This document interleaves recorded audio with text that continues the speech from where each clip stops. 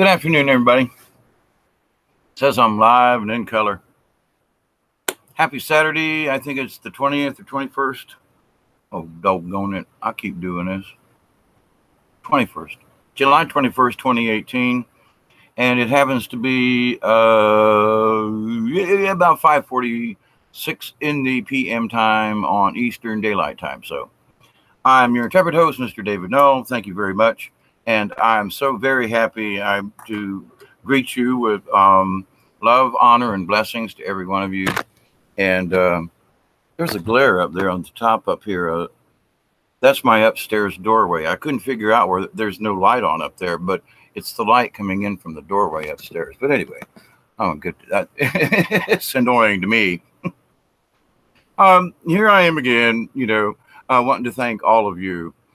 And because one of the things that when I started this journey of coming out of and starting to speak about simple things in creation and different ways that we've been lied to and so forth, and the understanding that we don't have to join a group or a cult or anything, that we're all in this together, brother and sisters, And so I figured when I started this that my inner being and spirit would be very tickled if there were 10 people that literally would subscribe and thought that what I had to say was important. And I've reached over 100 now, and I'm ecstatic. I've never asked anyone to hit the like button. And I won't ask you to hit the button or subscribe. You do as you choose, okay? I'm just hoping that this information, whether you subscribe or not, it's about the message to me. I'm an old retired hippie living down here in the world, in the woods. And many are, I'm the hermit, I'm the shaman. I have studied so many things that over the years. And I realize kind of haphazardly after the fact, if you will, I was on a spiritual journey, but I didn't have any particular thing in mind. Like I'm going to be, well, let me back up a second. I'm going a little too fast. When I was a child in Catholic school, I felt very religious, very spiritual, and very attuned to things that were Christ-like and compassion. And so as a youngin', in the 60s, literally I was born in 1952. I'll be 66 this year. And so I've always been a spiritual person, just because I just have felt that way. And I seriously thought that I would go into the priesthood or something like that, or become a monk or whatever. And in 1970, after being pedophile and other things, blah, blah, blah, a conversation with a Dominican nun at Tampa Catholic High School, Sister Helene, we had hours and hours and hours and hours of discourse and conversation during about a 6-week period. During the summer of 1970, like this time of year in 1970. And she told me things, taught me things about the Vatican, about the church, about Christ, about religion, about spirituality, about our own inner peace, about who we decide to adore, but not worship, who we decide to praise as our spiritual source, our creator. It's not about worship. It's about honor and justice and truthfulness. Honor, Honor, honor. Honor thy father and thy mother. They say your honor when you go to court, but that's a twisted form of honor. But in the old days, in the days of old when knights were bold and blah, blah, blah, honor was a really big deal. I mean, shaking hands, you had, most folk are right-handed, you had to put your sword up, sheath it in order to shake hands. And that showed that you had put your defenses down. And upon your honor with a handshake, that you will do or agree or something, and that honor was like carried on for a long time. Now, of course, you know, the person was killed and the family refused to carry on that honor or whatever, and thus wars and goofiness and all that kind of good stuff. Okay, well, here's the deal. When people honor one another, and back in the old days down here in South Georgia, there are still some families who have honor. And I've watched some of these farms and things disappear down here in South Georgia. And with it, I've seen the honor disappear between people. Now, us older folks, we still understand, I don't know, it's a deepness. Now, I understand it more because I've lived down here in the South for all these many years now. Now I have traveled to other cities. I've been to Toronto, Detroit, Windsor, other places in Canada, as well as, now I've never been to the big city, but I grew up in Tampa, St. Pete. And, you know, I've been all over Florida, all over Georgia, you know, Atlanta, blah, blah, blah. So I understand. Now I choose not to live in the city, and I choose to live where I am now. And so as my journey on a spiritual level, I didn't realize here recently that how much my journey was of a shaman. Now, I didn't put it in the back of my head when I was 11 that I'm going to become a shaman. No, I first thought about becoming a priest, then a monk, and then a this, and then and then you said, you know what? I think I'm just going to be a good human being. I'm just going to do the best I can under any circumstance. And if it's BS, bullcrap, or whatever, I need to stand up for whatever is right. Now, boy, has that mess got me in trouble. Other people too, but I tell my story only as an example. And I can't criticize somebody else. I can criticize my own life and say that I was a butthole and I did wrong things and was a drug addict and an alcoholic and stupid. You know, I can say these things about myself because they're true. And I can pick on myself, but I'll use myself as an example where I can't, and I would refuse to use someone else as an example. But so that's why I tell my story. Okay. But it involves other people and other things. Now, what is this cosmic kaleidoscope that I started out this conversation with? And why did I bring up the idea of being a shaman, or that, you know, that seems to be the path that I've been on? And I've realized this from I guess, from a shamanic kind of information download from the universe. And it's that, you know, we're seeing all these different colors. And I say colors, they're different frequencies. Many of us now are getting bombarded with different energies from the universe. We're all getting hit with energies right now. I mean, I've discussed it in other on some of the other videos I've done, and I'll do an update. For example, today, slightly veering off topic, but today we had some of the worst thunderstorms and downpours. I mean, when you looked at it from a radar perspective, it had gone beyond purple. And if from the old Spaceballs movie, the thunderstorms were going plaid today, okay? Which is like, oh my God. Now, I have my south-facing windows right here, which is giving me plenty of light, lots of daylight without direct sunlight, which I will get direct sunlight in a couple of months as the sun goes, anyway, as winter comes. So I have a clear view all across my pasture field here thingy. Well, just to give you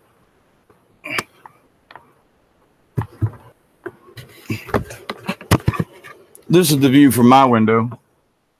Don't mind the spider webs, please. It's summertime and spider webs are better than anything else, but I can see it across my field. Okay. And so while I'm laying on the couch trying to get my back to work, whoops, sorry about that. While I'm lying on the couch during the thunderstorm, I'm watching the rain come down, and I never really noticed, but it was how fast the rain was coming down. I mean, I'm 66. I've been watching rain all my life, you know, and it was like the rain was like. It was really fast coming down. I mean, the speed, they weren't big drops, but I could see it across there, and it was just like sometimes it just rains and the raindrops come down, and but this was like beyond a torrent. Okay, so yeah, we have thunderstorms like this, but it covered the entire state from the Georgia-Alabama line all the way out into the Atlantic Ocean. Really severe. So we got a lot of rain. Now, these are these energies that are coming in. What has this got to do with you and me? Well, it's changing all of us, every single one of us. And these new frequencies and vibrations that are coming in, if you could see in a broader spectrum of light, like say dogs and cats, other animals, birds, whatever, okay? And they can actually see in the negative, if you will. But now if we could see a broader spectrum of what's going on, it would show up in ways of colors. Different frequencies will have a different color. Now they might be in shades of gray, from black to whatever, depending on who the person or entity is who's observing these changes coming in at us.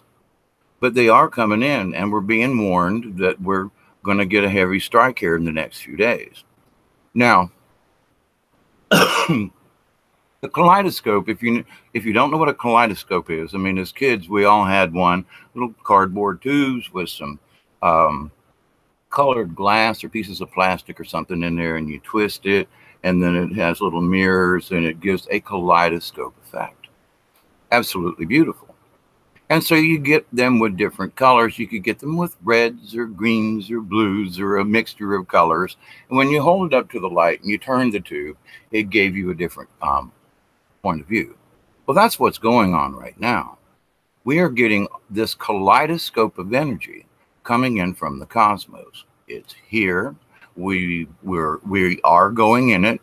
We have been in this thickness, this thick soup, if you will, of this goo in the cosmos. I mean, it's just there. It's out in space, and all of these planetoids and all of us and the suns and everything. We're traveling through the galaxy, and we're traveling through whatever's in there. And so, space is empty is a bunch of BS. Space isn't empty. It's maybe mostly empty. Is it a vacuum? I sometimes wonder. Maybe it's a vacuum compared to you and me, what we're used to, but there might be entities that live in space that don't require any air or that a vacuum is fine with them, So in these last, I will say 20 years,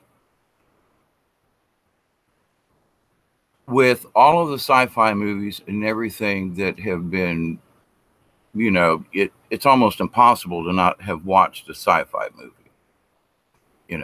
There's some kind of twist or something. Space travel, time travel, dimensional warping, timeline manipulation. And this is like going back 15 or 20 years now, okay, or further. And I'm an old sci-fi fan, and I've been looking back through things, and I found out that even in the 1950s, some of the Beyond Belief, I think it is the one of them, but they were actually kind of subfunded by the science foundations. And there are things that are in these old black and white sci-fi series. The information they're discussing is very pertinent today. So 60 some odd years later, okay, round it off, 65 years. These folks knew this, made black and white TV shows that with the help and backing of a national science foundation. So you got to worry and say, wait a minute, but that's just sci-fi. Well, from those early 50s black and white sci-fi TV shows, by the way, as I watched as a kid, wait a minute, they were talking about quantum particles back then. They were talking about the dispersion of timelines back then. They were talking about space warpage back then. They were talking about teleportation back then. They were talking anti-gravity gravitic type devices back then. What's happening now? Well, it's been 65 years since those things aired on television. And wait a minute, they're just now talking about, ooh, look at the quantum, and ooh, look at this. They've known this for 65 years or longer. Okay. What is happening now that they can't hide this mess any longer? It's out there. They're using it. I say they. Now, I want to quantify something here. When I say they, I kind of mean the bad guys. I kind of mean the blue meanies. If you grew up in the 60s and early 70s, you'll know what the blue meanies were. Not necessarily coppers, but kind of. So the blue meanies, and the blue meanies are the ones that have been the POS, the piece of shite. And that the blue meanies are all around. They're in all kinds of government and school systems. I mean, they're everywhere in the churches and blue meanies. Okay. And blue meanies kind of sort of mean, in a way, people who are take it upon themselves, who think they're better than the rest of us. And therefore, if they are given a position of some type of power, that mess goes to their head. And I've seen it. I've been in too many businesses and seen folks go bat crap crate. And that it's like, it does. You know, it's like, well, I've gotten this position, and then they can turn around and look down on the friends they used to, hang out with 2 weeks earlier. I mean, it's like, what? When I had that opportunity, I always said, no, I'm not better than you. I've worked hard. I have other talents, and I'll be willing to share my talents, teach you what I know, so that we are all equal in this. And of course, I failed in business because I figured everybody was equal to me. We're changing this paradigm. This paradigm now of people who have billions of dollars or millions and millions of dollars, who think that they don't need to pay in to the Social Security system because they're rich.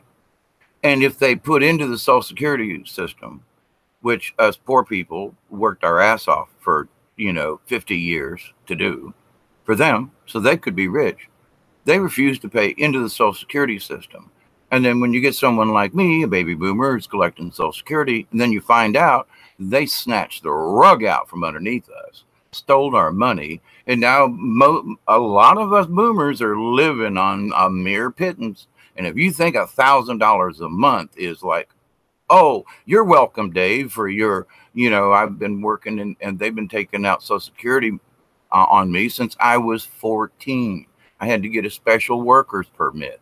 I worked in the 99er restaurant on Bush Boulevard, cattywampus from Busch Gardens down there, and they say, oh, no, but that don't count. What? They stole 40 years, 30 years, and said, well, that those early 30 years that you put in, we're not going to count that any longer. And it's all baby boomers. It's anybody that after they pass this law. Is that fair? There needs to be a fairness. There are people who say, ooh, I believe in equality. And at the same time, they will snub their nose so quickly.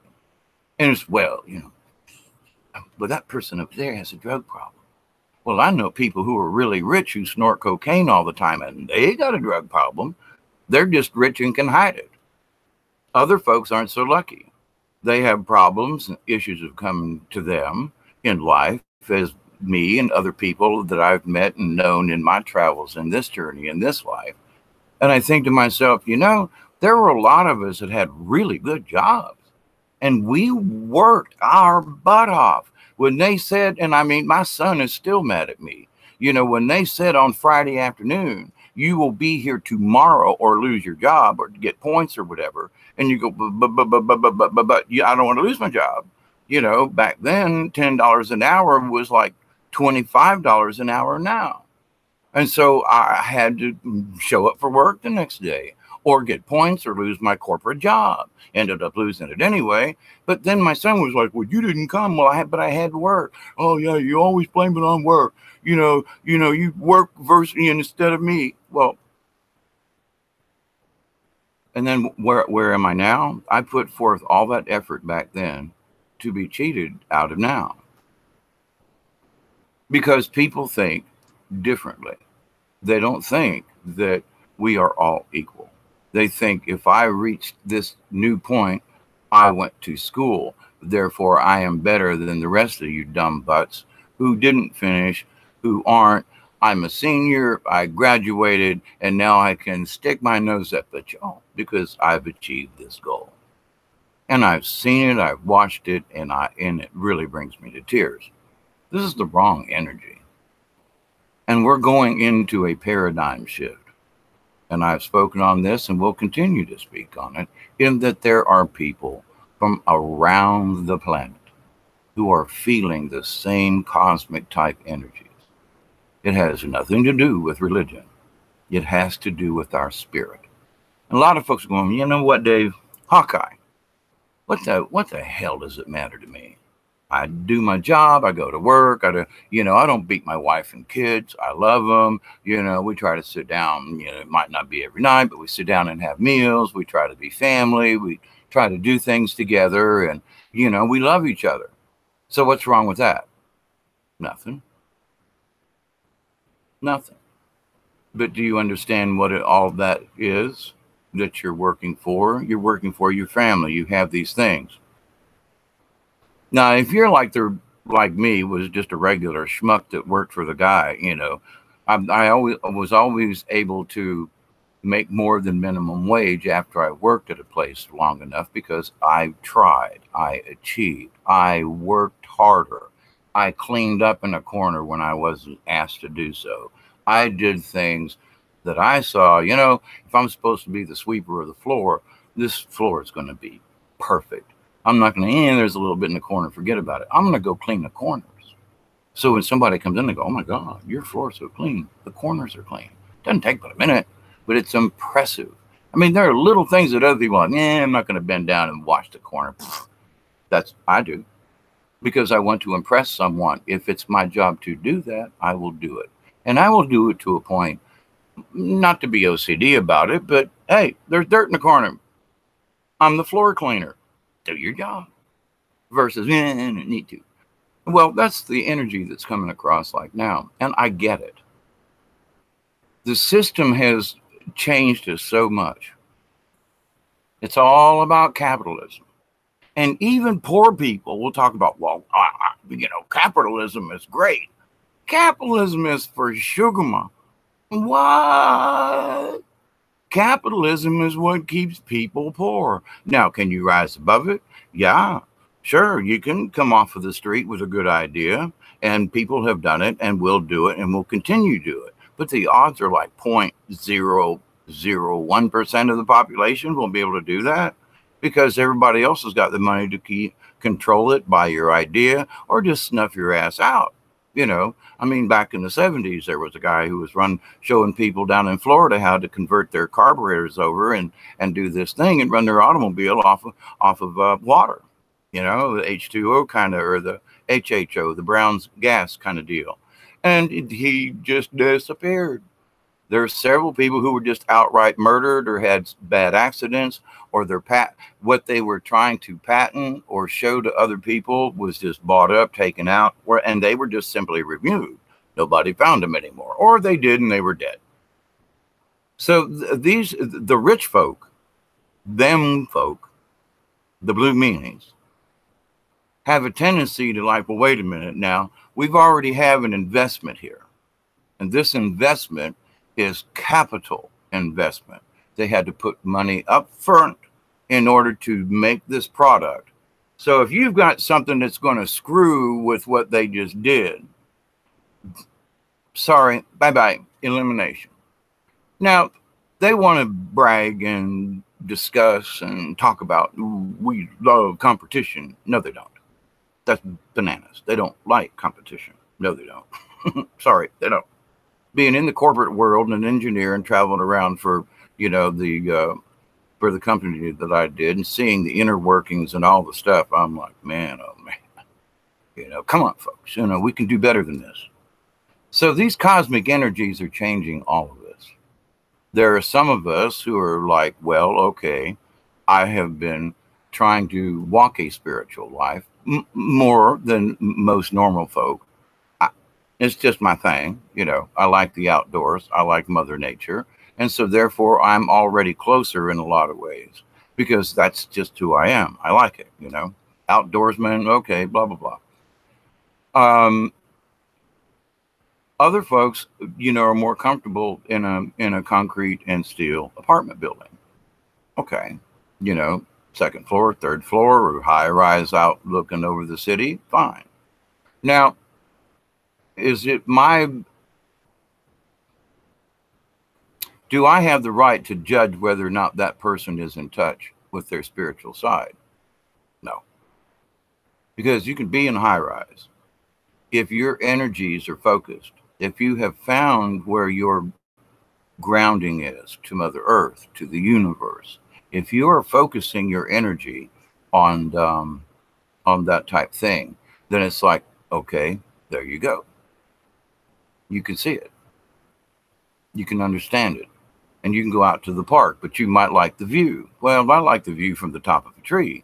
And if I could live in the top of the tree, I would. But to the point, though, you know, living at the top of the tree. Now I have a second story. I have a 2-story house because I like sitting upstairs and looking out over the property and watching the animals and the birds, etc. So I do get it. I understand it. My house is made out of wood. It's made out of trees. It's made out of Mother Nature things. Now, steel and concrete is Mother Nature's thing, but the process of how an apartment building is built, the energies are not aligned. They just build them. It's not like, well, I'm taking pride in this. Okay, Joe, you know, pour it over here. They just follow the rules. There's nothing wrong with that. When I built my house, I did blood, sweat, tears. I collected old barn wood, old house wood, old tobacco barns, and I've used them in my house. Other people have torn down porches and things, and I use the wood in my house or in other projects around my property. Yeah, I can afford a couple of new boards, and I buy a few new boards every once in a while because termites are the bomb down here. But where things are going to be headed, and some folks might be beheaded, by the way, just saying, because they're of a reptilian type breed and they will regenerate themselves if their head isn't removed. But that's for another story. So folks are like, oh, capitalism. Well, they're trying to take down the Federal Reserve. The Federal Reserve was created to keep us all enslaved. The Federal Reserve note is just nothing more than a piece of paper that just represents whatever they say it's worth. The blue meanies. It's all controlled by these guys.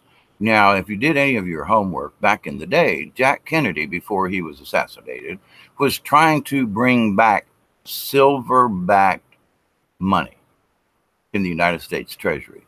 Gold-backed.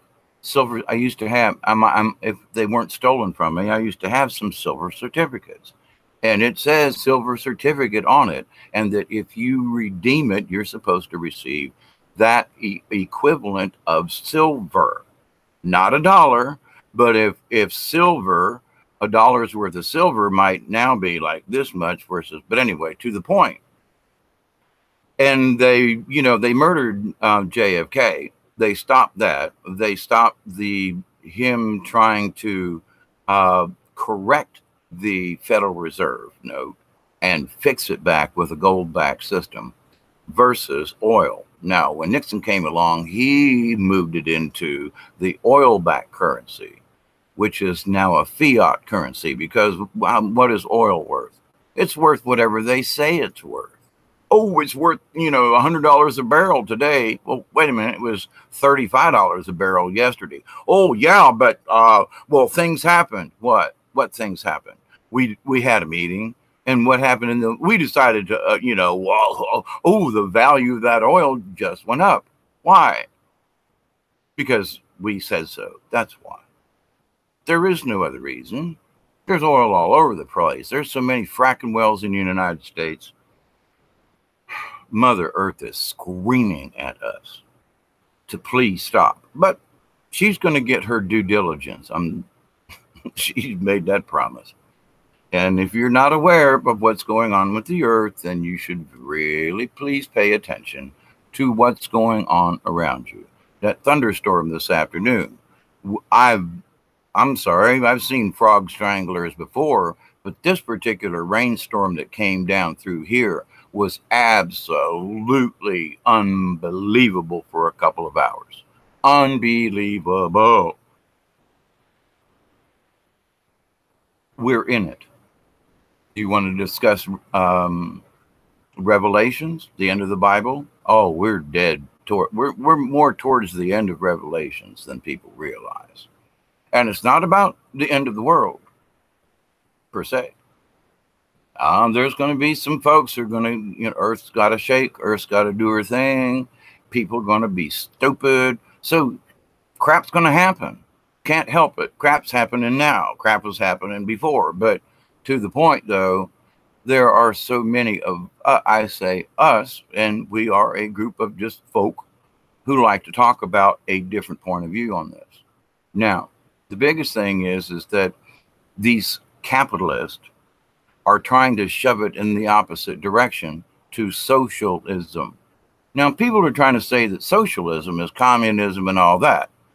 Well, in the true sense of the word and of the ideal, it's that society is equal. So therefore, these blue meaning richies, okay, you can't make $1 billion. It's just, you can't. No one person, no one entity or group of entities will ever be so rich as to keep everybody else down, to have that much control. And folks, well, wait a minute, it's my right to have $1 billion and screw the rest of you. Well, then, sorry, you're on the wrong path. That's why things are so screwed up. What? $1 million ain't enough for you? I'm sorry, us poor folk live on $1,000 a month and scrape by. I'm tickled to death to be alive. Of course, I look at things differently, and all my money was swiped by the government, but, hey, you make do. The point is, I'm still here. I'm still alive. I can still have fun. Now, can I travel the world? Well, if I'm creative, I can, because it's my choice. Now, I've had physical ailments, a lot of them, and I'm getting much better. And those energies are coming from the cosmos. I'm almost completely off all of my, quote, heavy-duty pharmaceuticals that have any kind of, stuff in them. So I'm in more pain than I normally am. I'm learning to deal with it. It is what it is, but I'm not taking 25 pills a day. I'm taking a couple of aspirin. I'll take an ibuprofen, and I'll take my Benadryl because of my sinus issues. And that's it. Where before I was taking a lot of heavy duty, sure enough stuff. Had to pee to go get it, go to the doctor. I haven't been to the doctor in almost a year. And I was supposed my blood pressure was bad and all these other things. But that's because I was flooding myself with pain medications to try to get by every day. I'm almost off of all those heavy duties. Now, I'm still working on my heavy duty pain.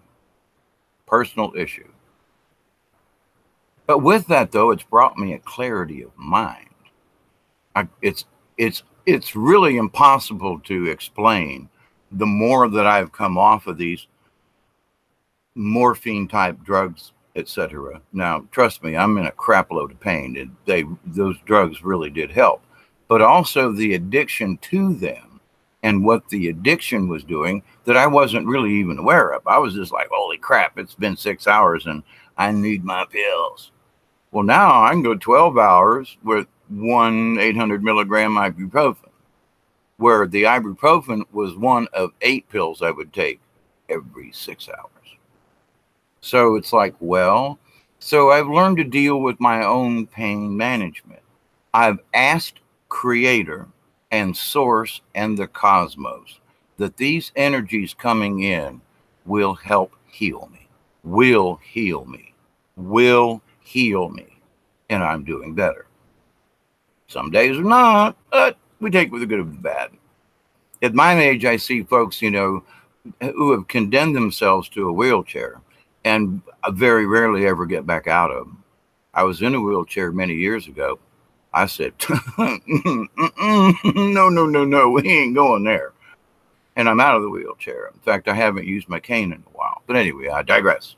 Let's go back to the socialism thing. Now, people talk about Bernie Sanders, and I voted for Bernie before Hillary stole the election, etc., blah, blah, blah. Here's the point. Bernie has some really good ideas. And the basic thing is that there is money available did you know that all the exchanges that are done on the stock market, which can be $1 billion or $1 trillion per day in exchange, there's no fee, there's no tax on those changes of money. It just happens freely. Why? Because the Fed set it up that way and made it so that there would be no transaction fee. Well, if I go to the ATM of a different bank and I use my card, they charge me $4 or $5 or $10, depending on the ATM machine, right? They want their cut. It's an electronic, transaction, but you have to pay for that transaction. Now, Bernie suggested that if you just put 1 penny tax, a penny on every transaction, that the money generated, 1 penny on all these trillions of dollars worth of, that over the amount of trading time, there would be enough money generated. So we could have free healthcare without taxing people at all. And but we'd be taxing the rich. They're rich. I'm sorry, they're rich. How many billions of dollars do you really need? Come on now, just be sane about this. And people are like, well, wait a minute, I made $1 million and I'm going to keep it and hell with everybody else. It's like, well, wait a minute. Okay, so you can buy nice things and travel the world, but now you're going to be greedy and hoard. Now, I'm not saying everybody should give all their money away. That's not my point. My point is when they get that money, they're all of a sudden, whoops, I make more money now. Whoa, wait a minute, this is mine. You're telling me I'm going to give up 10% of $1 million? That's, that's $100,000. Oh my God. Well, it's going to take me 10 years to make $100,000. Roughly. Okay, 8 years. But if they paid their taxes, folks like me could get a slight bit of raise to where I could get my teeth fixed, to where I could have other things taken care of where I'm just scraping by now. Oh, but that's wrong. It's my money. Yeah, but who helped you make that money? Us poor suckers that work for minimum wage. So when they get above their little line of whoever they are, and more power to them, but then the greed sets in. And they don't want to do anything for anybody else. They hide it behind religion. They hide it behind foundations. They give money to a charity that the charity never uses the money for the people that it's supposed to be intended to. The whole freaking thing is a sham. The Clinton Foundation, even the Red Cross, there's so much corruption by the blue meanies in these organizations. So people who may give 10% of their salary, but they're giving it to something that is going to basically misuse the money they think, or they're going to misuse the money that they have intended to go for the specific charity, when actually 90% of it, 85% of it will go to administration and folks, flying in airplanes back and forth and doing all these things when they could do a Skype meeting or. Now that's socialism. Socialism is, hey, why don't you just be responsible? If you got $1 billion You could give, if you kept 100 million of it and gave the rest of it away. Now I say gave it away, invest it. If other folks create jobs, pay people more money. I mean, you know, I've spoke about this before. When the company I worked for got a new CEO, he got $3.1 million. And by sending all of our jobs in America to Mexico, he got a $1.2 million bonus for all of us losing our jobs in the United States. He got a $1.2 million bonus because he was able, quote, to save our salaries. Now, what? $1 million isn't enough? And you're already making 3 point, and now you get a bonus of, but that's what they negotiated. That's what the Blue Meanies negotiated. So thousands of people down here in South Georgia. I mean, when those companies left, and it was more than just the company I worked for, there were 3 other major companies that rock bottom. One just here within the last few years, Riverside Manufacturing. They're gone. The thousands of people, the stores, the car rental, everything has been affected. People don't have money to ride around just to go into town. They don't have the money. And people have been the overdose the people who are overdosing now on significant drugs down here in the South has gone up 100% in the last 3 years. And it was more than I thought a few years ago, and now it's going up. People have nothing to live for. What? All those folks got the money. I'm going to go to work, and you know, there's no manufacturing. I went to school to be an engineer, and there's nothing there. And what do I do? Well, now we're in a different modus operandi. We are in the populist mode right now. What is popular? It is populism.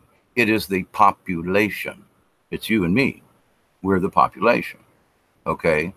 And there are some folks who make 100 grand. I'm not saying that making money isn't a good thing, but I'm saying if you've got $1 million and you're saying that, well, I'm sorry, I can't give anymore, or I can't do anymore, then you're a liar and a cheater to yourself and to your own spirit. I'm sorry. You know, you can't take it with you. Share it with other people. Okay, I've chosen my way of life down here. If I had more money, I'd just hire people. I'd give the money away. Help me dig my garden. My back hurts. You know, I will hire you and give you vegetables from the garden so I can have fresh vegetables. I would gladly hire people to come down here and you know, give me more money. I'll hire somebody. Help me, you know, clean my yard. Help me to do this. I will hire people, give them work, make them feel better, teach them things, you know, hire an apprentice, literally, you know, how to be a machinist, how to do this, how to be a carpenter, how to work with puppeteering, how to, you know, become a storyteller, or how to direct shows. I've got a lot of information as a teacher from my 66 years of experience. I've been a teacher. I have been a teacher. In a way, I still am. But to the point is that now the paradigm is switching away. The capitalist ain't going to give up. They're not going to give up with a fight. It's their money. It's their possessions. And F the rest of us. When they could give up most of their money and still get enough income to where their lifestyle would never change. But the benefits of what they could give to humanity is what's important. And this populism now that we are dead in the middle of right now. How did Trump get elected? Popular vote. Well, they say, well, Hillary got the popular vote, and that's a lie. I don't know. The more I look around, I'm like, well, I voted for Hillary, but there are a lot of people going, but I voted for Trump, really. I voted for Trump. I can't say it out loud. I voted for Trump. Okay, well, all right, I hear you over there. Yeah, Hillary's really great. Populism. Where are we with this populism thing? It's really important. Because when we start looking out for our brothers and sisters, our fellow man, and say, okay, I've got a little extra money. And instead of me, maybe I should spend some time with my kids. And there's somebody I know that could use an extra $50. And you can get in touch with them and say, hey, I got an extra $50. I need my lawn or something. And here you go. Well, wait a minute, don't say, well, I got $50 and I'm going to pay you $5 an hour. So therefore I expect you to do 10 hours worth of work. No. Say, look, I want you to do this, this, and this, and here's $50. Do a good job. What? Surprise the crap out of somebody. And then that way they can take that $50 and maybe go buy maybe some medicine for their grandmother, maybe something else. You have no idea. But if you've got the opportunity and you can do it and you refuse to, or it's too much trouble, then coming into this next paradigm is going to be difficult for you to understand, because we need to look at things from a Star Trek point of view. I don't have any other reference to be able to use about that. And it has to do with, you may be a private in this Space Force, okay? And you can be corporal, sergeant, master sergeant, and move up in the ranks. Lieutenant, blah, blah, blah. Or however they're going to do that, number one. Now, do they get more money for what they do? I mean, think about Captain Picard and number one and the rest of the crew. You get a promotion, but do they say, here is your promotion and here are your wings or whatever, and plus you get another 100,000 credits a year? I'm sure there's some kind of stipulation in there.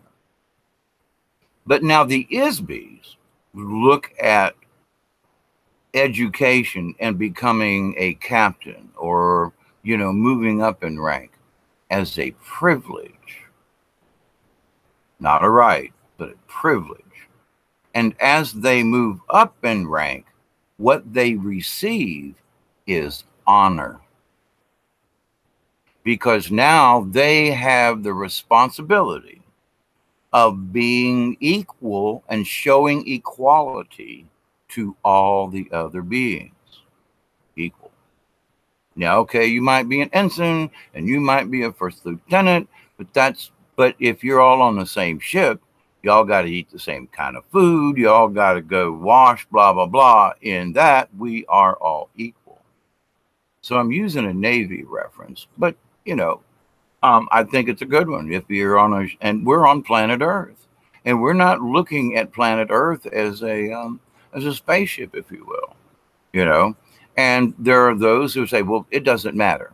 I can throw my trash out the window.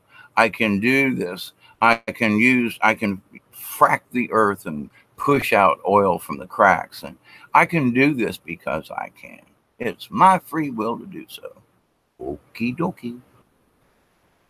But folks that are looking at this are looking this very short-sighted, minuscule.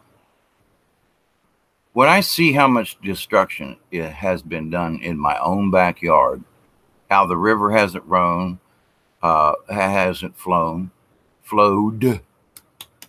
I'm thinking of three different things at the same time. The raccoon population has been decimated. Frogs are almost gone. The few beaver and otter that were on my river, I don't see any signs of anymore because the fish population is down. All the crustaceans have died. There used to be lots and lots and lots of crawdads.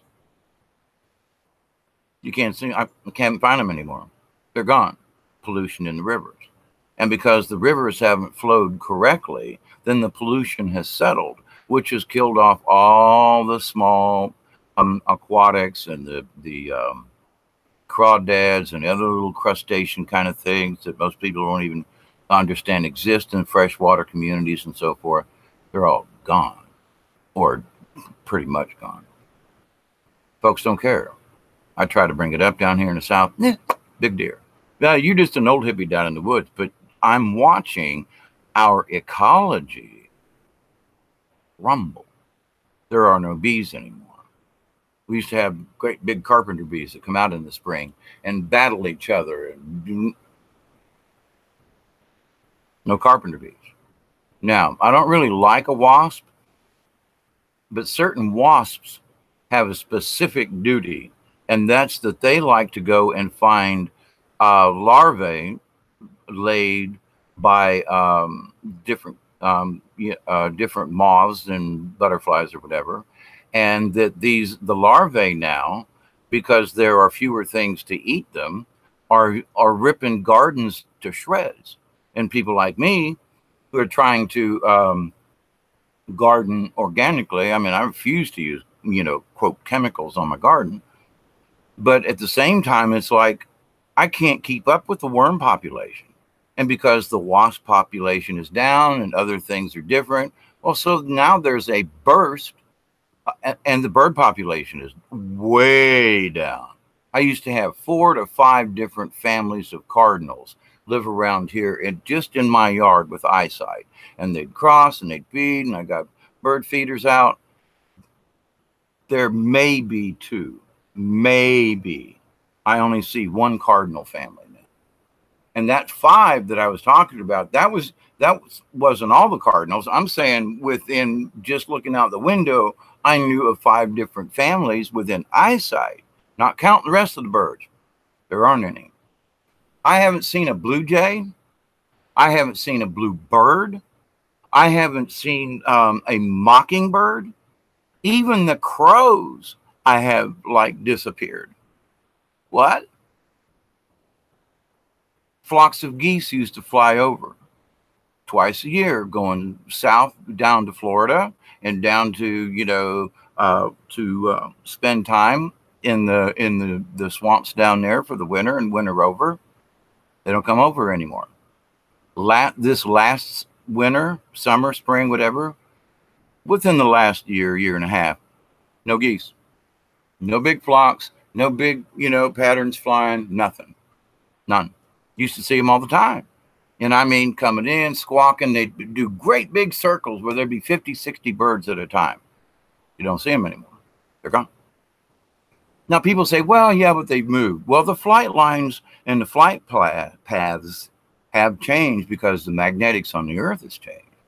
Now, what's this got to do with populism and socialism and all this? Because all these other things are being affected by what we are doing.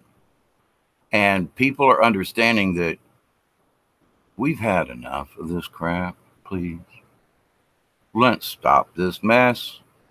And the more of us need to speak up. Do your own YouTube videos. Speak up. Be nice about it. But tell people, look, are you really paying attention to what all this is doing? And do we really need to do it like this? In 2002, there was a special. And it happened that Alan Alda interviewed a gentleman, an engineer from the Ford company.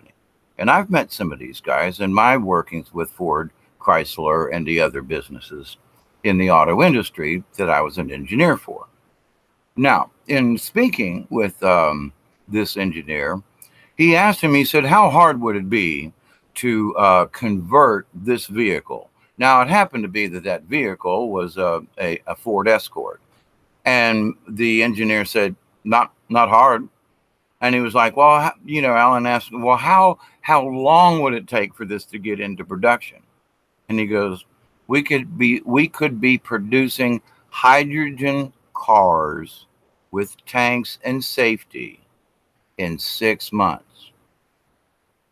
Now, when I've worked in it, it was 9 months to a year lead time. If you needed to make a change in the system, in whatever it was, because everything has to be signed off on, it has to be gone over, the regulations have to be followed, all these protocols have to go through.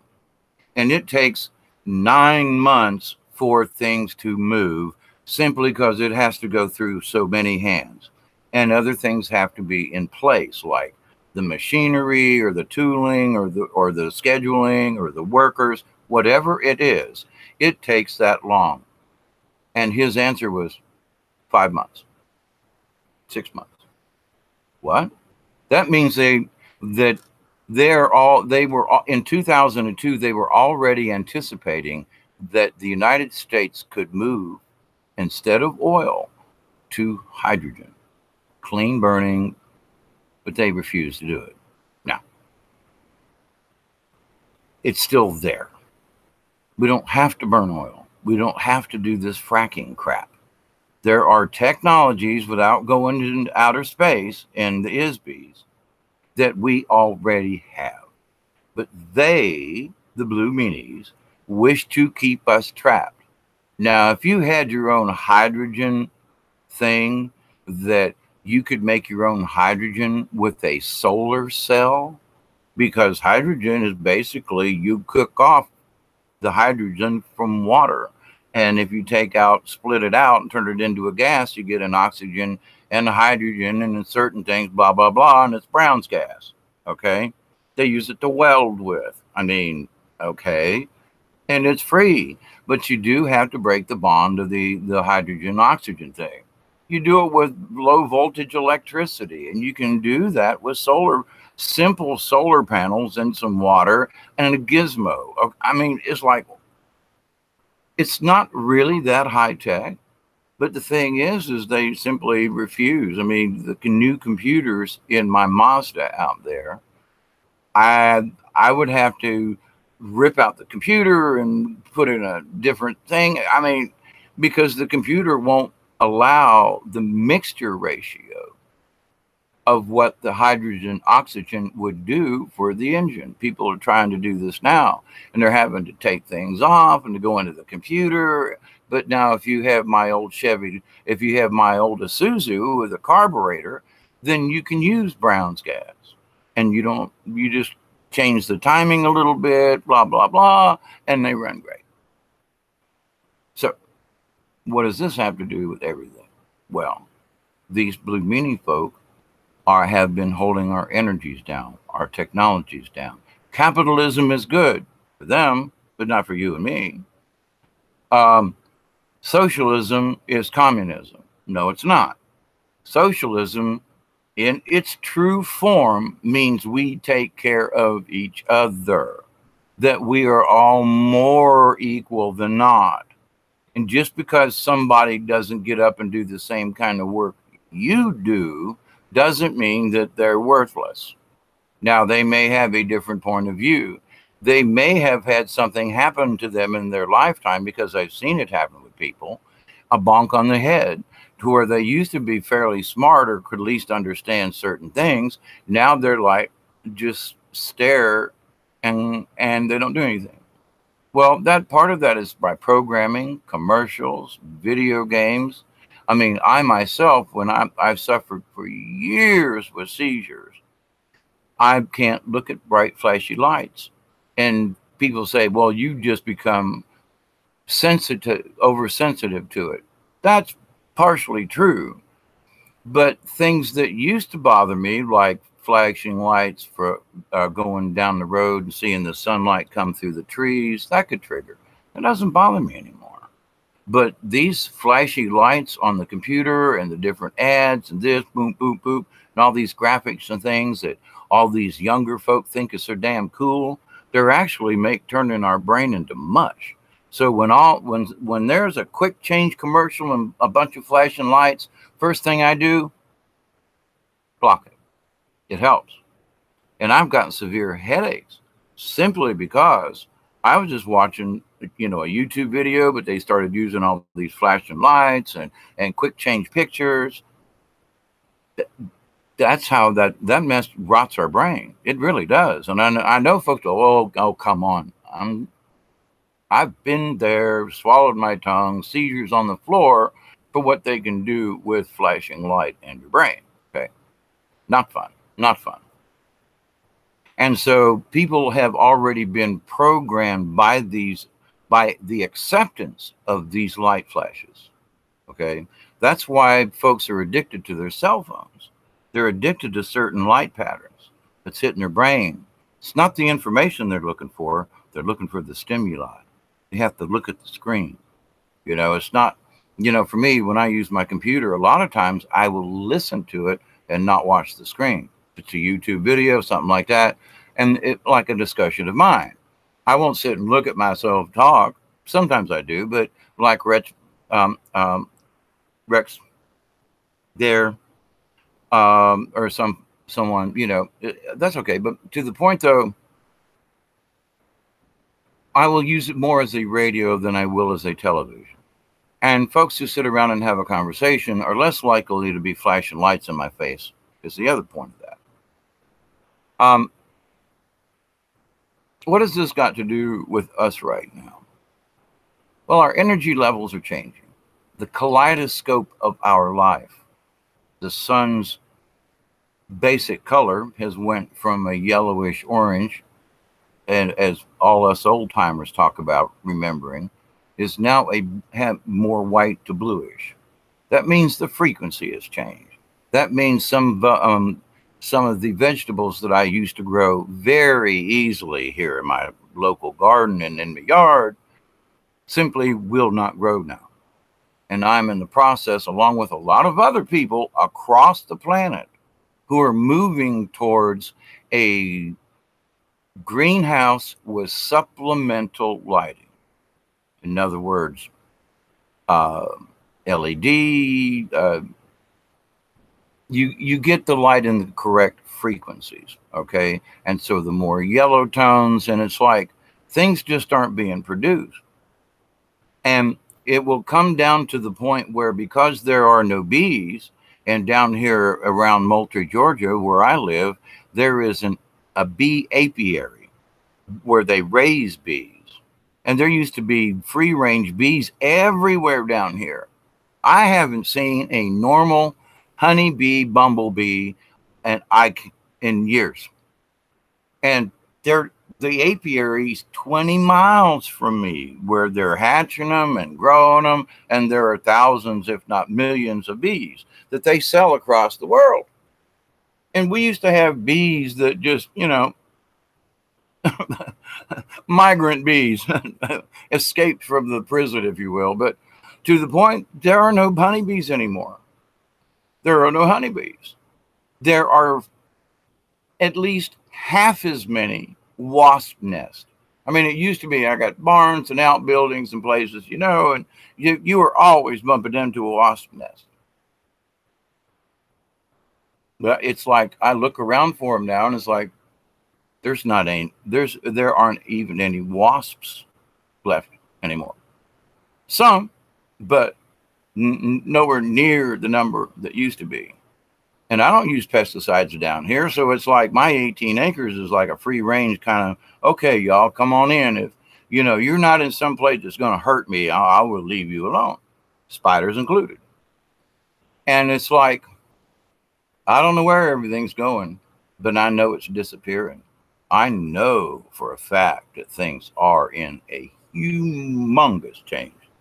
Now, I look at nature in the macro and in the micro, the big picture and the small picture. Why are leaves falling off of my tree on July the 21st that should be falling off the tree in like 6 weeks or so, 8 weeks, when fall comes? How come I have oak tree leaves and other tree leaves falling now? At least a month early. Uh-oh. Now, is it because we're going into fall sooner? I think it's simply because of all the UVC, the UVAB, all the extra energy that is hitting the planet. It's having an effect on the oak trees, the pine tree needles. The tips are all burnt.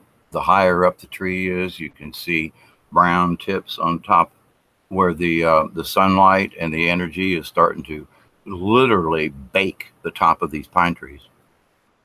And of course, the oak trees, the broadleaf oak trees, and maple trees. There you go. Thank you very much. I've got a type of maple tree that's wild down here in my backyard, and I've noticed that these maple trees dying. Big trees. Nothing wrong with them before. You know, I mean, okay, we've been in a drought, but they're kind of in a swampy area. And if there was any way to get, you know, nutrients from the earth, but the trees are just dying. I mean, huge limbs are falling out of these maple trees, you know, and some of these trees were here long before I got here, and I'm be here almost 40 years now. So when I look around my property, all I have, and I can drive into town and, you know, in a 40, 50-mile radius of here and see the same thing. It's not like it's just on my property. No, these are the streams, the creeks, the rivers. When I was on the river the last time, it used to be that, you know, I'm in my kayak and I'm down in the swamp. Oh, frogs would jump in, turtles would pop up, you know, and down here in the South, and depending on where you were, the occasional gator is expected. Okay. Now it's like the turtle population is like they used to be everywhere, both snapping turtles and just regular turtles. And soft-shell turtles, meaning where are all the turtle heads? You know, where are all the fish? Where are all the frogs? Where are all the snakes? It used to be that, you know, you'd come up on a moccasin every once in a while.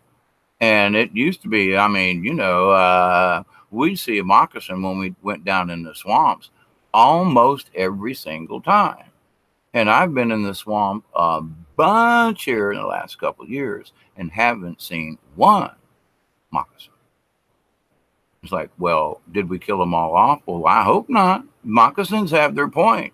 But the thing is, my point is, everything in the nature, in the ecology, especially down here in South Georgia and northern Florida, which if you carry it over towards Alabama, we're the same down here. What is this due to? Well, it's due to all of the above. The difference in the light changes from the sun. The fact that, you know, the bugs are gone. The fact that, you know, now we got skeeters up to yin yang. And the bat population is down. And I would say it's down by half. And I would say there's a pretty good reason for that, because if us humans are being hit by these energies, then so are the bats. And if the bats are eating the insects that are being poisoned, then they're being poisoned as well. Now, the reason the bat population down here, it's still here, but it's greatly reduced. I mean, I used to be able to go out in the yard and 3 or 4 of them would swoop my head. Now, if I see one, I'm lucky. There will be 1 or 2, but there used to be a dozen. So it's like they're still around, but the bugs that they eat has dropped. Skeeter population is great, but the skeeter population don't fly up there, you know. So, but other bugs and moths and things, you know, when I turn on a light outside, it's like there used to be a gazillion bugs. Well, there are bugs, but not like it used to be, which means the food for the bats is down. So everything across the board, oh, and you're going to think to yourself, oh, I'm speaking doom and gloom here. Well, in a way, yes. In a way that it's like it is the entire Earth paradigm is changing. We are really deep into this change. And should you be scared? No, but you should be aware. That's why I have these discussions. If you haven't looked at your natural surroundings and the things that have been affected in your realm, I mean, I live in a freaking country, okay, supposed to be clean air and all this stuff, and this is happening here. It's not like the major pollution of other places and industrial waste, but there is agricultural waste around here, and that's part of the thing that is affecting this. It's agricultural waste, spray, cotton spray, herbicidal kind of defoliants, and you name it.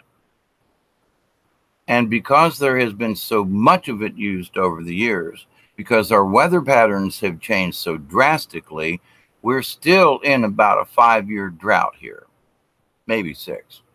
So all of these harsh chemicals and things agriculturally should have been washed downstream and diluted, haven't washed down anywhere. They've collected. They've collected in the stream beds, around on the banks, and the population of things that used to live here are no longer here, or very few and far between. So our new paradigm is we can fix this. Because if we start stopping using these gases and oils and pollutants, if we change how we do these things, there are solutions available. They just refuse, quote, to spend the money on it because it would cut into their billion-dollar back pocket. That is the truth. You say, well, Dave, you're picking on the rich people. You freaking right I am. You people have raped the rest of us, want to keep them. Now that you have your millions, you're entitled to it, and the rest of us can go to hell. Stop it. Stop it. Stop it. The human race will not survive this. Now, does it mean we're all going to die? They want a lot of us to die, but then who's going to clean their diapers for them? Who's going to do their dirty work? And there are a lot of us folks have been knocked off, knocked out, and otherwise eliminated from the gene pool, if you will, because they see fit to do so. The birth population in the United States is down. Abortions are up. Free choice. I'm not making this. I'm just saying.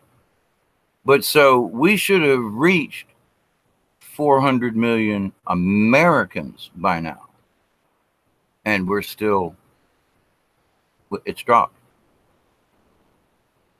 Families ain't families anymore. People are picking on each other. Everybody hates. Everybody's for themselves. Everybody's got to have their cell phone. Everybody's got to have their thing. Everybody's agitated all the time. You can't have a regular conversation with folks a lot of times anymore because somebody's going to get pissed off at you. You know, I made a video earlier, a couple of days ago, about, you know, someone said because I used the word need. And I even talked to several people the other day in the Arby's that I go to on a regular basis. And these folks have known me for years, okay? And I asked the guy, I was like, hey, man, you know, I got, you know me, I come in here, I'm Mr. Dave the hippie guy, you know, okay, let me ask you a question. Does this offend you? And I said, you know, we're from the South. You know what a Negro spiritual is, don't you? And he goes, oh, yeah. And he goes, me and, you know, we'd love to go into church and listen to this, you know? And I was like, yeah. I said, so does the word Negro spiritual piss you off? No. What? Why? Wait a minute, Mr. Dave, what you talk about? And I was like, you know, there wasn't anybody in the store at that time while I'm making my order. And I said, I'll make this short. I said, you know, I did a YouTube video and I said, I was using the thing about the old Negro spirituals and the chain gang songs and the way the cadence of the songs went. And people were calling me a racist because I said Negro. But if you look in the old music book, it says old Negro spiritual. And he goes, why would I be offended at that, Mr. Dave? And the lady behind the thing, because they can hear me have this conversation. I'm not trying to hide it. And there were three black men and 2 black women who were working there at the counter or, you know, the kitchen there. And they're like, I know those folks. I can't remember the names, but I mean, we know each other they know my name. And so I was like, are any of the rest of you offended by that word Negro spiritual? I mean, I'm asking a poll here. And they were like, oh, come on, Mr. Dave. That's just damn silliness is what this one lady told me. Now, I lived down here in the South with these people. And so it's like, all right, so the craziness isn't down here where you would expect Southern blacks to be pissed because they were supposed to be the slaves and the downtrodden and this. They're smarter than that. They understand that was history. They don't want to go around and tear down the Confederate statues. They understand it was history. And they understand that those old white crackers are changing and that we are speaking with respect to one another and honor.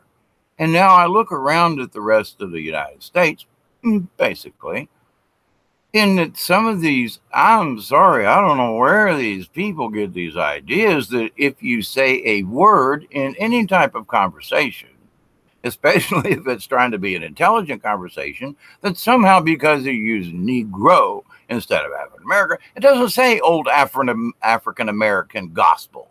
It says old Negro spiritual. You know, it says Negro spirit, not old African American. They didn't use those words back then. Now, they did use African spiritual or island spiritual. But anyway, I know I've got too crazy with this, but looking around at folks, I'm like, wait a minute, hey, you guys need to take something has hit you to where you're being triggered by certain things, and you go from 0 to 100 in under 2 seconds with the triggering. Now, folks say, well, that's not really programming. You talk about, yes, it is. If you can't stop and have a legitimate conversation with a word that's different from your paradigm, then I'm sorry, but you're being triggered. Well, and if you're reacting to this statement right now, that's a prime example that you're being triggered by what society wants us. And there are folks that I've known for years who are being triggered with words. And I look back 10 years ago and I'll go, wait a minute, we used to have these conversations before. You didn't get triggered then. Why are you being triggered now? Technology, the flashing lights, the hearing it, the repeating it, the lies being told over and over and over and over, and folks saying, well, this is the truth, that's the truth, that's conspiracy, that's bullcrap. That we all can feel it going on. This new paradigm, and the energy waves are supposed to be hitting us. We're supposed to have 2 new heavy-duty waves come in, not a tsunami, but significant. A really good wave at Waikiki, we'll say, coming in, but that the density and the magnetics of where we are physically in our universe, okay, and I mean our planet in space. Sorry, flat earthers, I'm a globalist in that respect. I've had a telescope since whenever I can remember, and every object in our solar system and beyond is round, okay? Therefore, and if you look up at the moon and want to say it's somehow square, or never mind.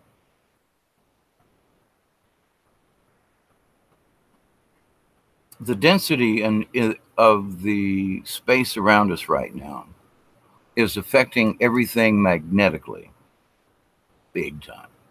And I mean, not just like in steel and, 2 pieces of magnet, but I mean magnetically. How do I put this? Like in a spiritual way. It's not just two magnets, positive, negative, clink. It's much, much more than that. Now, it's just that magnetism affects things on many different levels. It's still a magnetic type of occurrence or an effect on us, but it's in subtle little layers. So one might be like affect your feet, the other one might affect your hands, and another one might affect the color of your hair, or I'll be able to grow my teeth back. So these different frequencies, these different levels of this magnetic energy, also light energy, we're also picking up sound energies. All of these things are happening simultaneous right now. And for the next several months now, it's going to get a little weird. Now, again, I'm not saying that the earth is coming to an end, but we are coming to an end of an era. We're here. Join the rest of the planet Earth, and let's all agree. If we're more compassionate with each other, and these blue minis, I'm compassionate. Well, then why do you still have $5 billion? I mean, okay, so keep 1 billion and spend 5 billion to make everybody else. And I don't mean just give it away freely, but create a business, create things so that others, and yet pay them for that, for their participation. But then they will be able to, and it will snowball. But greed has taken over those people who should be the most beneficial. Now, we need to look at this in a different paradigm, or, Those folks who think they are being benevolent are, they're lying to themselves. And I'm not trying to make judgment on anyone, but if you have 100 times more than necessary, then you're hoarding and you're greedy, and you have fallen into that trap. That's the money trap. That's the greed. And I've seen it happen. Thank God, I guess I never got that rich, but it's not in my paradigm. I can't do it. When I made $40,000 a year, I thought I was making $1 million, and I was giving money away left and right, and I still had plenty for myself and drove a new truck, and so I know this can be done. I know we can help each other, and it's not about how much you make; it's where you wish to do with what you have. But people who are, I went to school for 4 years, and now that I'm better than you because I did, and that now it gives me the right to look down on you, that paradigm must change. Because if you learned it just for the money, just for the prestige, that was a false intent. And so you have wronged yourself. You have wronged your own spirit. You've wronged your own frequency if you're in it for the money. I mean, I always complain and bitch about dentists. There's not a dentist out there that I have met, that I have tried to get my teeth fixed for other people, and dental clinics that used to be around. No, it's all about money. I'm not helping you. I'm a dentist. I went to school. I got to pay my student loans, and I got to buy this building and everything. And, it's $200 per tooth per visit, plus this and that. And it'll be $450 when you come to see me. Who's got $450? But dentistry's got it sewed up, and nobody will touch them. Are these people being correct in their lives when they hold the keys to disease, mouth disease? I mean, I'm in pain right now from some bad teeth. And it's like, so what? Unless I got a $500 bill or a $10,000 limited, credit on a card, I ain't getting my teeth fixed. They won't touch me. I can't go to the emergency room. They won't do it. For not just me, but anybody. If you're bleeding gums and you got a massive thing, they'll give you a shot. They will probably give you a 3-day script of some, Ceflax or something, some kind of antibiotic, and send you home. They won't go in and pull the tooth. They won't go in and do anything. They won't relieve it. They won't call in a dentist. No, they send you home with some antibiotics and an ice pack and say, good luck. Is that right? Just saying. People have to change this attitude. And you say, well, Dave, why? Because the frequency of the earth is not going to allow it. The Isbies, who are helping us to rid this planet of these butthole blue meanies, and it's working. It's happening. I can see the changes. Other people feel the changes along with me. I can feel that there has been an uplifting of things. Where a year or so ago, I was like, there ain't no way we're getting out of this shit. I can see that, oh my God, we're coming out of it. We're not going to war with North Korea. Putin and Trump had a sit down. They're going to play soccer with Melania. And wait a minute, Space Force, whoop. Trump let out that there are invisible, what was it, the T-30 or the T-36 or X-36 or anyway, one of the new planes. Ooh, by the way, it goes invisible. Oh, well, no, they mean invisible, but okay. Not just invisible to radar. They're talking about that's hidden technology. Now remember, Donald Trump, our president, his uncle was a professor for 42 years or so at MIT. Trump's uncle took the information when Nikola Tesla passed away. He got all the notes. Trump used to sit and talk with his uncle at length. Now, Donald Trump, like him or hate him, he knows secrets of the Tesla stuff. he and some of his cronies who are trying to change this paradigm, like the trade wars. We're getting, the United States has been getting hammered for the last 12 years, especially since NAFTA. So that's 18 years now this mess has been going on. So he's trying to fix things, to change that paradigm to where Americans work for Americans. Sure, we're concerned about the rest of the country. We share, but there are blue meanies in these other countries who are keeping their populations down. If people quit being greedy and just worked with each other and for each other with compassion, there wouldn't be all this strife and stress and whatever, because we would do so more willingly. But no, they have to keep us, they have to keep us in chaos. The paradigm is changing. The populist folk, we are here. It's tied in slightly with socialism in that only as a society, as social beings, having nothing to do with what other people call a political point of view or whatever, but as a socialism, as a society, we take care of each other. Now, people say, well, if I have $1 million, it's mine. But the thing is that you, if you have that, should have enough common sense and go, look, I'm being greedy here. I have more than I need. But people aren't that way. And that's the thing that really should change and needs to change. And the ISBs that are helping now are not going to allow that mess. They're simply not. They're going to say, look, if you can't play fair, if you got to have all the marbles in the sandbox, sorry, you can't play anymore. Because it's quite frankly not fair. If you got all the marbles and everybody else is standing around the sandbox going, well, that's what capitalism is. The blue meanies have all the marbles and they'll give us a few just so we can play the game, or we'll go out and steal food or work or do whatever because the guy with the bag of marbles says, I want something from you.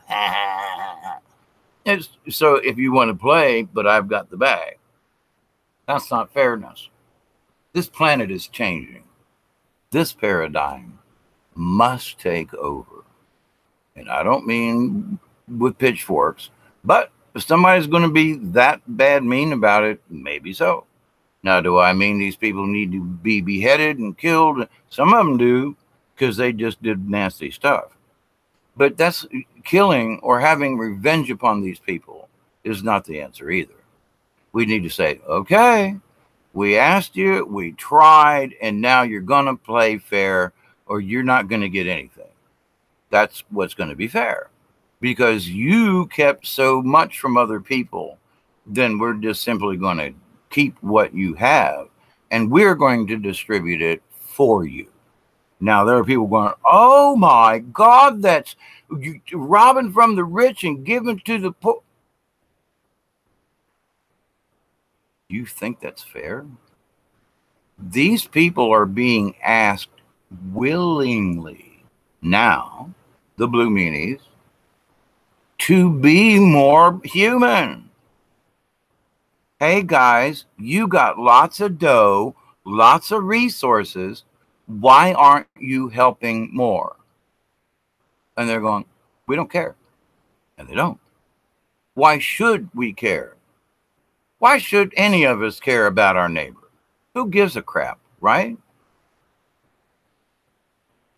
I can't help but think of my fellow man or my fellow neighbor or worker or family or people I've never met I care about. That's just my nature. But there are folks who are like, but it ain't none of my business. It ain't none of my business. It's your problem. You have free will. You can get a better education. You can do these things. I went through these hardships. Now I'm better than you because I did it. I'm successful. If you were in a tribe any indigenous tribe, pick one, and you learned how to shoot a bow and arrow, and you were accurate 99% of the time. If you went around boasting about it, the people in the tribe would just ignore you. But if you take the knowledge that you have learned on how to be an expert bowsman or archer, that you teach the younger braves, or you teach the ladies how to shoot a bow, or you share what you have learned. And folks say, oh, that's tribal. What was wrong with tribal? The people in the tribe took care of one another. The eldest little old lady in the tribe was given the best piece of meat because she couldn't do it on her own. She was fed better than the brave. Why? Because the brave could go get his own. So the older folks were taken care of. We don't do that. We stick old folks in nursing homes. I mean, you know, I'm ignored and down here in the woods. Okay, I'm used to this, but there are a lot of people who aren't. There are people who had real lives, and then all of a sudden they got old. And other people said, oh, you're not useful anymore. Yep, okay. And then they started slipping. They started slipping because they were told they were useless, simply because they couldn't do what they used to be able to do. Look, you're useless now. Go over here. Sit up. Go sit down. Well, that's the worst thing. But to this thing, then, older folks now, they're not getting the best meals. They're getting the crappiest meals. They're getting, you know, I used to work in nursing homes, and I've seen people hooked up with tubes and things. And I will do this to myself before I go into a nursing home.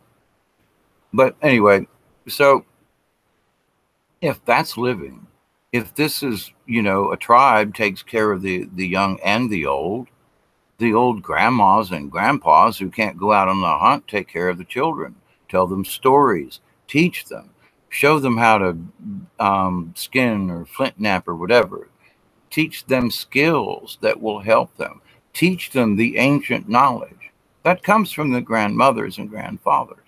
The ancient knowledge now and things that I know as a shaman and my life journey, things that I should be sharing with the grandchildren or with other folk. And, you know, it's like, I'm just wacky. My train of thought or my personal view is like, well, but I'm just an old hippie whacked out and blah, blah, blah. But the bottom line is with these new paradigms, it's not going to be allowed. This is not going to be allowed. It's not.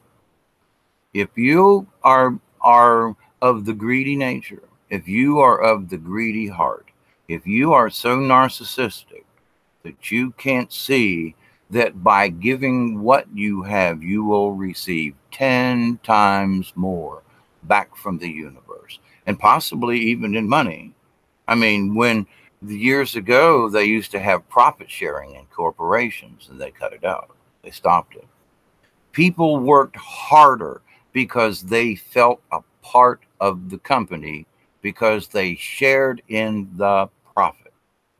And companies went, we can't have that.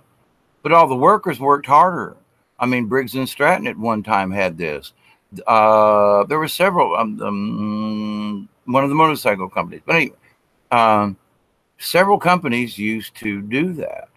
And so the CEO, he only got a portion of that profit. But everyone in the entire corporation received benefits from that profiting of the entire corporation. It was passed down to its workers.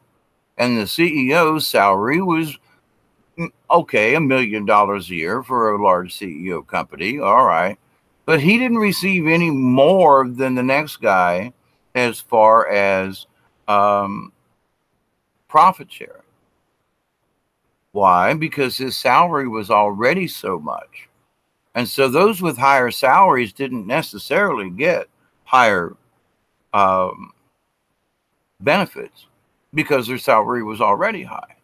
The folks who were the grunts swiping the floor, putting the screws together and making the stuff, they got So the poorest worker got a higher percentage so that the incomes within the corporation and the company could be more equally distributed. Now, equally to the guy who's making 100 grand a year would say, well, I should get 10%. Well, 10% of 100 grand is like, well, yeah, but what about the guy who's only making $40,000 a year?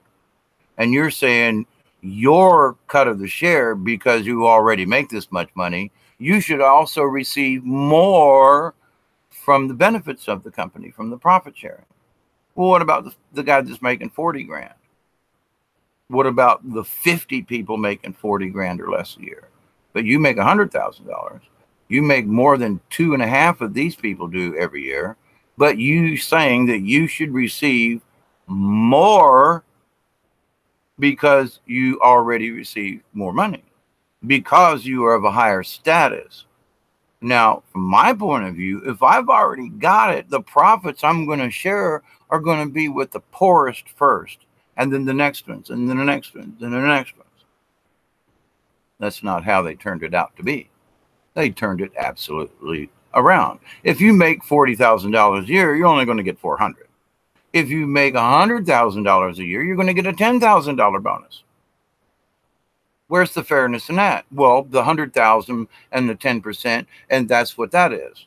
And if you make 40,000, wait, it was 4,000, not 400. But to the point. Well, wait a minute.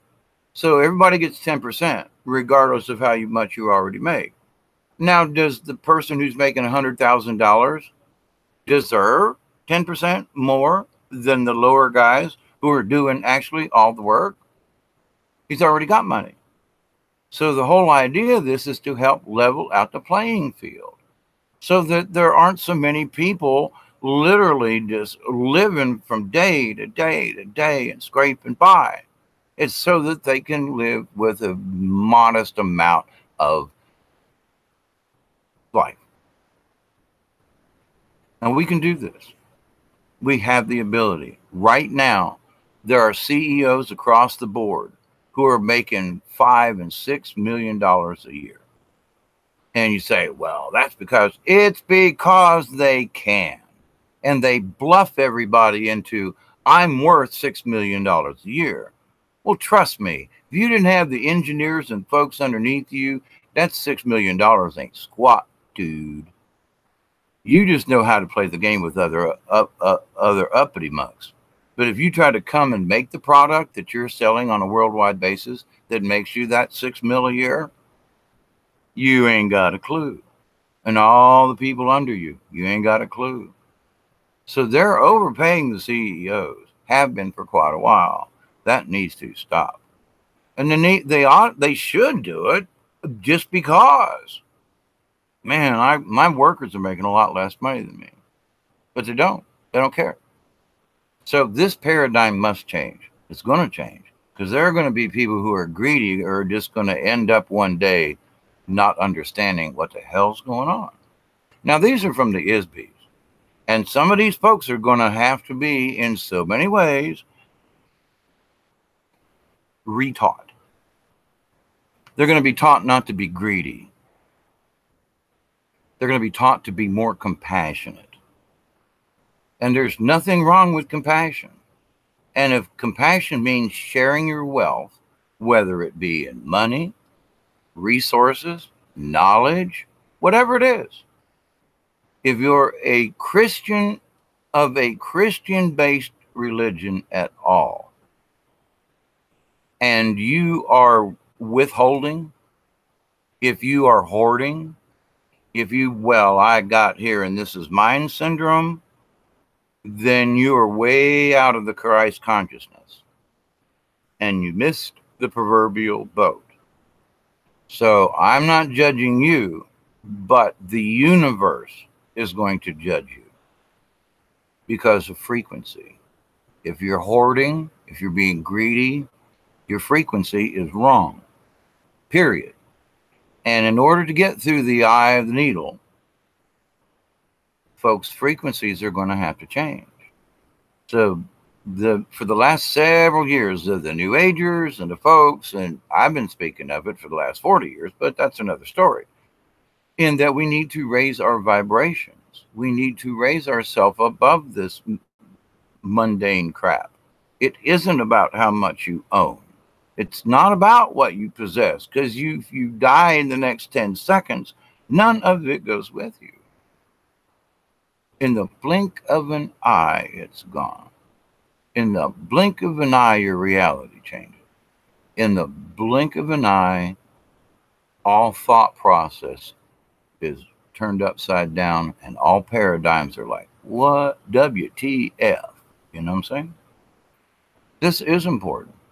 Now, I can see the change. Some of us can literally smell the change on the air, like smelling water before a thunderstorm or something. I mean, it's, I don't know, that there are some people who are like, you can't smell water, Dave. Well, yeah, you can, like a horse does. I mean, yeah. But to the point now, what should we do with this new paradigm? Be aware of it. If you don't give a crap about it, then what I've just said makes no sense, and you're not going to care. And I'm not going to judge you. It's free choice. But the rest of the universe is changing, and the universal code, having nothing to do with my point of view or religion or anything else, it has to do with universal laws of energy, frequency, and by being greedy, you have a lower frequency.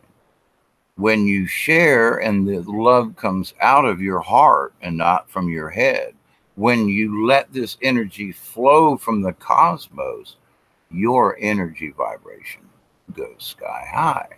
So if you've got $1 billion, you can raise your vibration times 1 billion. Not about hoarding it. If you're hoarding it, your energy goes down by that much. It's a law of nature, if you will.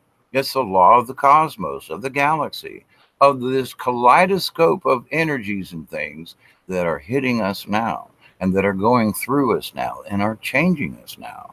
And you go, well, why should I care? What difference does it make?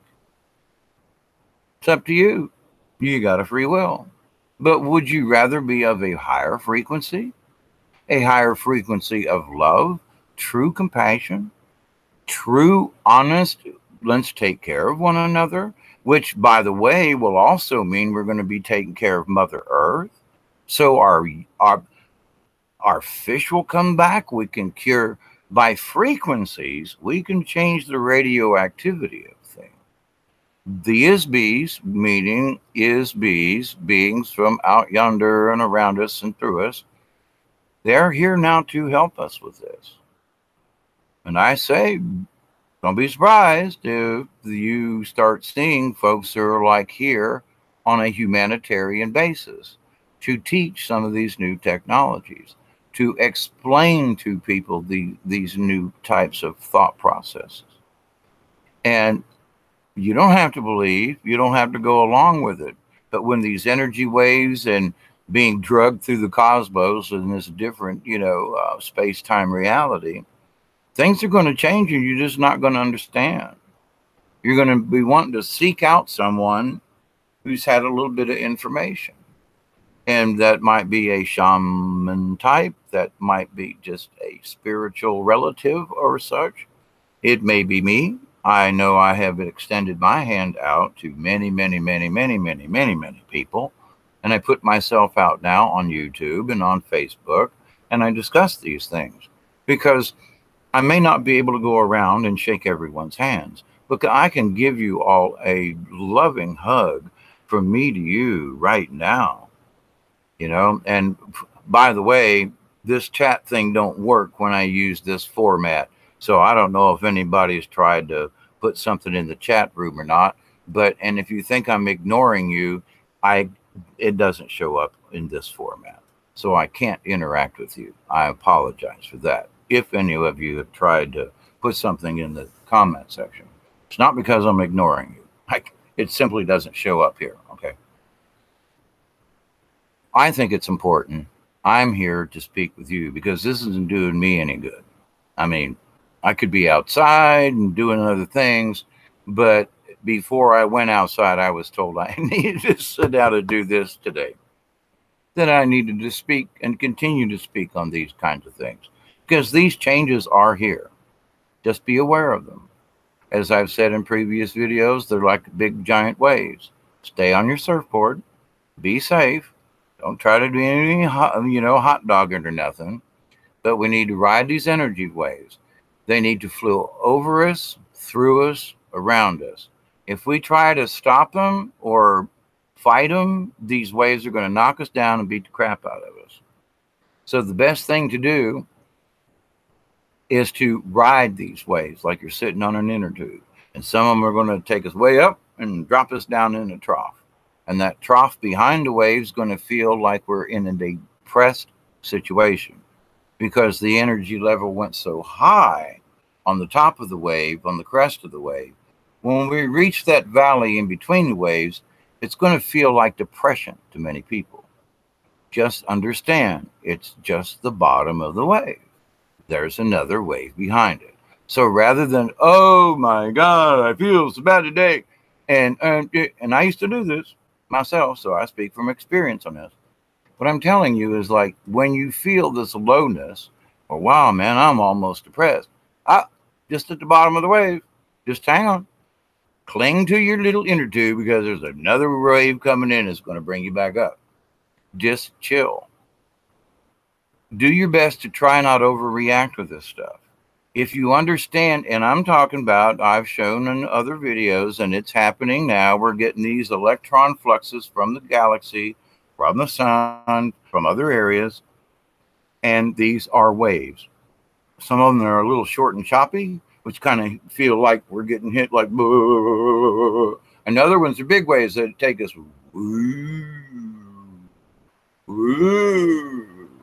okay, so make me seasick doing that one. But that's what's happening to us on a molecular wave, on the magnetic waves, and on a spiritual wave. So think from your heart, not from your brain. Allow the heart and compassion to come out. Understand that to allow your frequency to increase, when you share, when you are compassionate, these things increase your vibrations. Now, I again will say, it's not about giving away what you have. It's that if you can invest it to help other people, and you're not, and you're being greedy, that's the point. If you can do something for others, it is in your power, and you choose not to, then you choose not to raise your vibration. It's as simple as that. You can say, well, but Jesus said share. So if you're a Christian and you're hoarding, then you're not being Christ-like. You're against your religion already. So, don't spout off to me or anybody else about, well, I earned it and it's mine. And Jesus said nothing about that. Jesus said, if someone needs your coat, give him also your cloak. If someone, they took a couple of bags of, baskets of bread, crumbs, and some fishes, and he fed the multitudes with his compassion. With nothing, he fed others. And so the people who have things, who hoard, and you think that you're being in the Christian way, you need to rethink your paradigm. You've been led to believe that it's okay to be prosperous, and it is. But if you're just going to sit on your prosperity, and like the kings of old, who they were so prosperous, they hoarded the grain, did not give it out and did not share it, and then the grain went bad, and everyone went hungry. Whoops. When they shared the grain, other people planted the grain, so there was actually more grain planted when he shared the grain, and none of it went bad, and everyone ate. So why not? Well, because people have gotten this thing that I'm better than you because I went to school. So doesn't mean squat when you go to the other side. Trust me. Been to the other side, done that, and that mess don't count. It doesn't count. They'll send your tail back down here and go, you missed the boat, boy. So I've spoken enough about this, but this kaleidoscope is actually beautiful. Write it with care. Be nice to one another.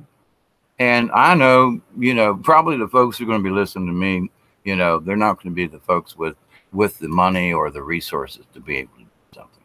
That's a shame.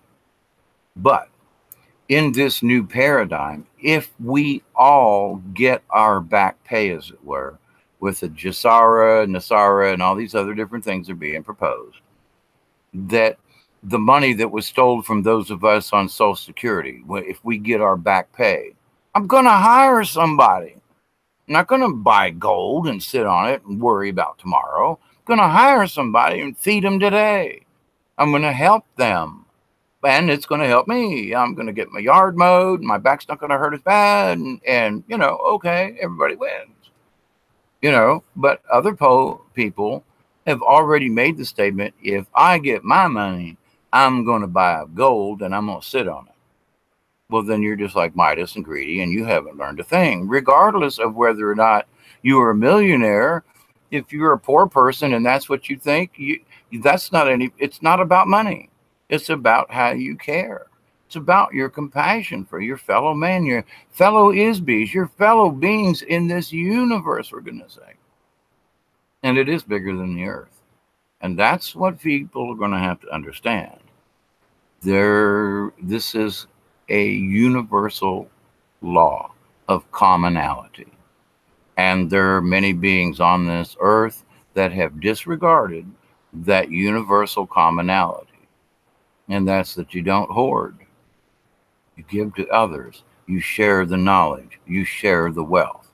Sure, you can keep a little bit more than the next guy, but if you've got everything you need, then why should you hoard it? I mean, anyway, I'm repeating myself. I will shut up and stop. But quickly before I go, I wish to say this. Anyone and everyone, regardless of whether or not you agree with me, it has nothing to do with it.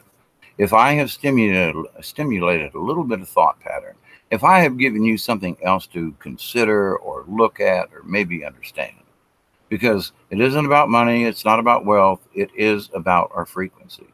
It all boils down to that. And that we are more connected to this cosmos and to the quantum than other people try to make us believe. And, all religions try to keep you in that paradigm of religion. And I wish to tell everyone and make sure that you understand spirituality before religion, because religion will steal your spirituality. It's important that we are already spiritual beings. We are all angels.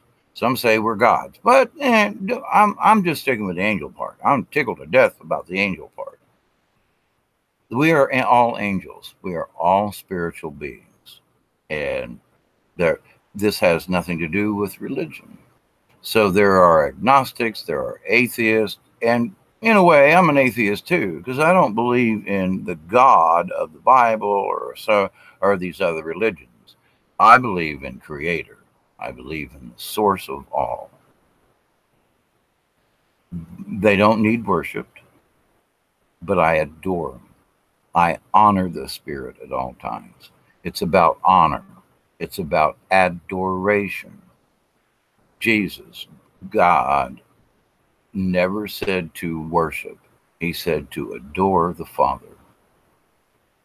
And to adore the Father, to honor the Father. When the white man came and watched the Native Americans, called them savages because they said they were worshiping the sun.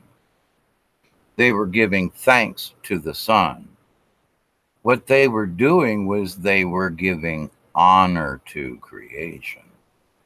And all of a sudden, after all these hundreds of years, people are starting to spout the things the Native Americans knew thousands of years ago. It's not about worshiping the sun. It's saying, I give you praise. Thank you, Creator, which is the bigger God of the universe. Thank you, Creator, for the sun and the light that it gives. Oh, but they're worshiping it. It's honor. It's praise. It's thankfulness. White man came in and said, bunch of savages. They're worshiping the sun and the moon. No, they give thanks to the sun and the moon. Giving thanks is not worshiping. Most of the time where they said, oh, there was somebody who was stabbed, killed, or sacrificed, Creator does not allow for those kinds of sacrifices, because great Creator sees all things as great creations. And so Creator would never ask for a sacrifice unless it was self-sacrifice. And now we are faced with this new paradigm. I got this, I got that, it's mine, tough crap for the rest of you. You just missed the boat. If you're trying to be spiritual in any way, you just missed the boat. Because it's about the compassion of all, the sharing of all, our energies and all. So I wish to leave with a prayer. Very simple. And if you do this yourself, you will find that it will help. And it's very simple, and it goes like this. I accept and receive all of the healings and all of the energies that are coming from the universe and from Creator. I accept and I receive the hidden knowledge that is now being revealed beyond the veil. I accept and receive these new energies that are coming in from the cosmos. I accept and receive the blessings of Creator and of all natural things in the universe. I accept and receive all the blessings bestowed upon me as from Creator Mother Earth. I thank you, Creator, Mother Earth, and to all other beings. I thank you, I thank you, I thank you. I send my spirit love from my soul heart and my soul heart soul. I love you all. Be compassionate, be kind. It's a really difficult prayer, isn't it? I love you all. Till next time. Gotta go feed the chickens before the sun goes down. So, bye, everybody.